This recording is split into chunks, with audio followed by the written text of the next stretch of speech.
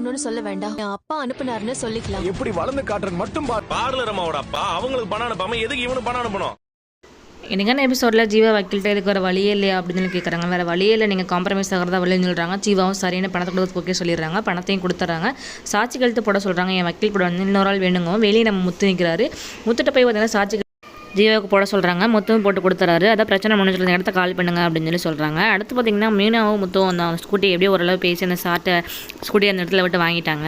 அதுக்கப்புறம் ஹோட்டலில் பேசிட்டு இருக்கும்போது வீட்டில் அந்த மாதிரி அந்த பணத்தை கொடுக்கணும், அந்த முத்து மூஞ்சில் விட்டு தான் அடங்கும்னு சொல்கிறாங்க. ரோஹிணி என்ன அப்படின்னா நீ அப்படி பண்ணாத, நீ காசு கொடுத்தோன்னா அவங்க அப்பா அதை 3 பேருக்கு பங்கு போட்டுருவாருன்னு சொல்லி சொல்கிறாங்க. அதை வச்சு நம்ம கனடா ஜாப் பார்த்துல அதை ட்ரை பண்ணலாம் கேட்க போகிறாங்க. ஆனால் அங்கே வேற ஒரு ஆள் போயிட்டாங்கன்னு சொல்லிடுறாங்க. இது சரியாக நான் போயிடுது 2 பேத்துக்கும். அப்போ ரோஹிணி சொல்கிறாங்க இந்த ஜீவா பணம் கொடுத்தா நீ வீட்டில் சொல்ல வேணாம், என் அப்பா பொருடாருன்னு சொல்லலாம் அப்படின்னு சொல்கிறாங்க.